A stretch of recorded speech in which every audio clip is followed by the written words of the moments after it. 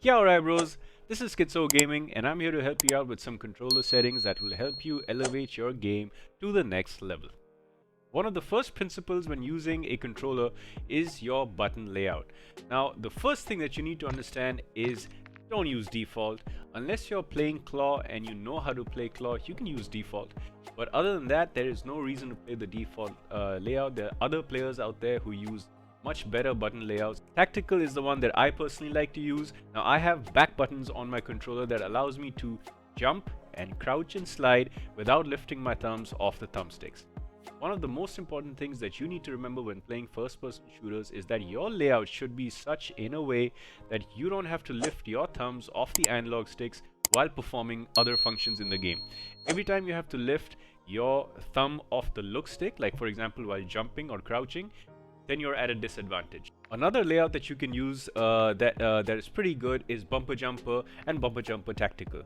If you don't have a controller that has back buttons or back paddles, and one of the things that you can use is bumper jumper and bumper jumper tactical. Now what basically both these two button layouts do is that they map L1 as your jump button. So that way when you're jumping around the map, you can still look around with your look stick. As you move down, you see horizontal stick sensitivity as well as vertical stick sensitivity. Now this is really personal preference. I used to play 5.5 on Warzone 1. Now I play 6.6 on Warzone 2. It's still pretty low. Most pros in the game play anywhere between 6 and 8.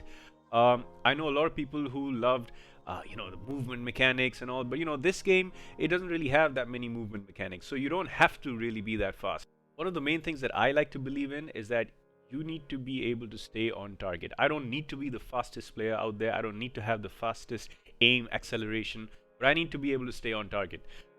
Traditionally, in my first-person shooter history, of all the games that I've played, I prefer playing on a slightly lower sensitivity. It helps me stay on target at further away distances.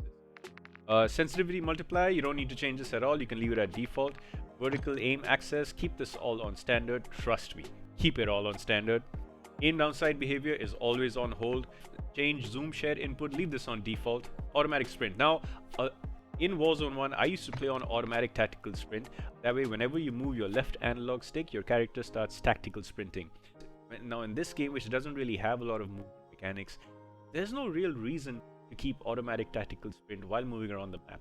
The only thing that's going to happen with this is, when you come up on a one-on-one gunfight, it's going to take your character so much time to bring your gun down ready to shoot than it is for your opponent. So trust me, stick to automatic sprint. This has helped me quite a bit in this game. Equipment behavior is on hold. Weapon mount activation, I like it on ADS plus melee. Now this is a great one. Interact reload behavior. Now for me, it took me a little while to figure this out, but for me, prioritize interact works. Now what this does for me is I don't want to press and hold my reload button to reload in a gunfight.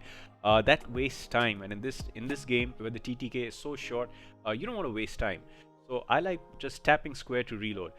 The only thing is that when I'm around loot, if my character is standing around loot, then I still have to hold square to reload. If I tap square, he might pick up whatever's on the ground. Armor plate behavior, this is a very important one. Mine's on apply all. I don't like to keep my fingers tied down to a button for my character to carry out a behavior. So one of the most important things is that with apply all, I'm able to press triangle, which helps me apply plates. I can press triangle and then leave it and still carry out other functions in the game. If I keep it on apply one, then I have to hold triangle for my operator to apply all the plates, which keeps one of my fingers blocked. So I don't like doing that. So keep it on apply all.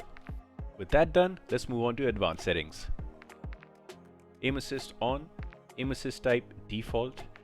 You can try some of the others, but I typically like to leave this at default. Third person ADS correction type assist, so that's for third person mode. Gyro behavior, we're not going to use gyro, so we leave that off. Gravity vector, leave that on, that's on default, doesn't really matter. Aim response curve type, I use standard, I've always used standard. Dynamic is also another good one. Don't use linear, I don't think it really works for Call of Duty on controller. It doesn't work really well. I mean, of course you can use it, but I think you'll find that the most comfortable one to use is standard. Custom sensitivity per zoom, I like to leave this on because mostly when I try to do sniping with a high zoom sniper, I like to have a little bit more ADS movement with my sniper scopes than I do with the red dot scopes. Dead zones. Now these are very personal, man. This is very important, and also it's very personal and it'll vary from different player to different player.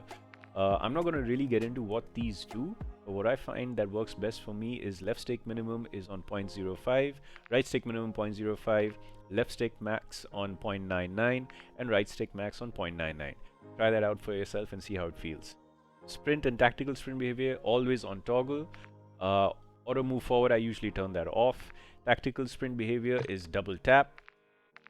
Ground mantle is off. You know, sometimes when you guys are in a gunfight and your character might climb up a rock or a crate and you don't want that to happen, turn ground mantle off.